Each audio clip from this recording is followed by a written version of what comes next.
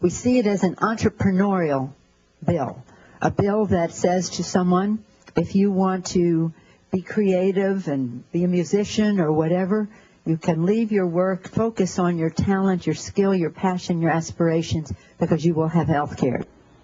Joining me now for a fair and balanced debate, Steve Hayes, Fox News contributor and columnist for the Weekly Standard, and Simon Rosenberg, president of the progressive think tank NDN. All right, gentlemen, thanks so much for being here. Steve, I'll start with you. This has her critics coming out and saying the message is essentially, freeload, quit your jobs, and let the tax-paying Americans foot your bills. God bless. That's life in a now entitlement society. Do they have a point?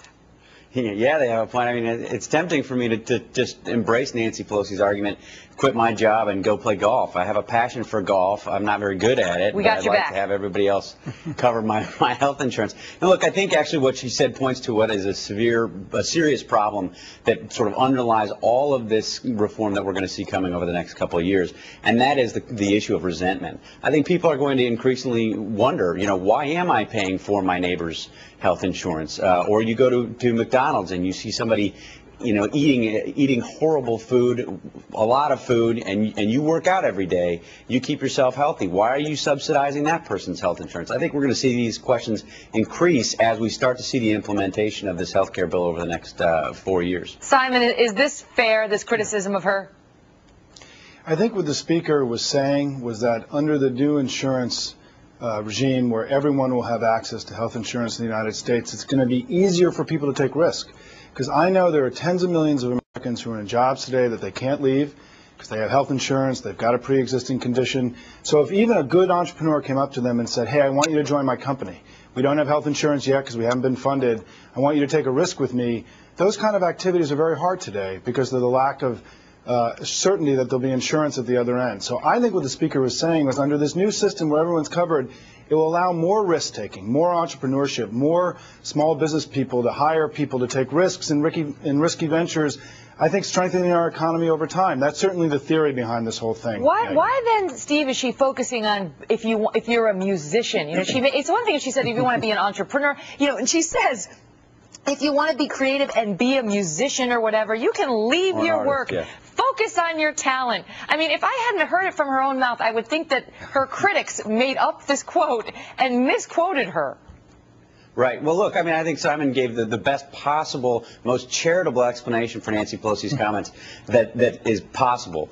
That's clearly not what she meant. I mean, I think if you're talking about the effect that this is likely to have on small business owners, talk to small business owners. I've done that. I've talked to dozens. They don't, by and large, want this. The NFIB, the National Federation of Independent Business, is challenging this in court. I think if you look at small businesses, what this is likely to do is reduce their ability to keep people employed, to keep giving them health insurance to the way that they're accustomed to now, and to kick them into the government system. That's where the incentives lie. Simon, does this kind of comment, I mean, does it sort of add fuel to the fire that some believe there's a class warfare going on within the Obama administration? You had President Obama coming out in the campaign and saying, I believe you should spread the wealth around. Then you had him saying, I believe at some point you've made too much money. Then you have her coming out and saying, go ahead and quit your job and you can go be a musician because essentially the taxpayers who are footing this bill are going to take care of your health insurance. Can you relate to the level of angst causes in wage earners?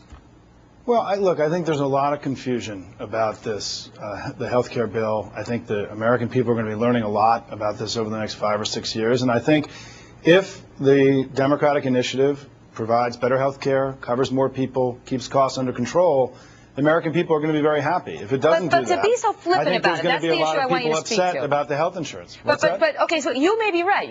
That may be true. But speak to the issue of the language being used by the administration and folks like Nancy Pelosi and how it's tapping into sort of a populist anger by people who go to work every morning and don't expect their neighbors to help them.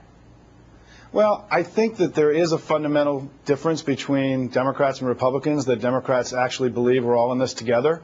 And I don't know that Republicans actually believe that every day. I think that the sensibility on the Democratic Party is that, that we're better together and stronger together than we are apart. And I don't think that that's the way the country's been governed over the last 30 or 40 years. So I think there is an actual big philosophical disagreement between the Democrats and the Republicans about what the role of government is in civil society, and we're certainly seeing that play out today. I think that is such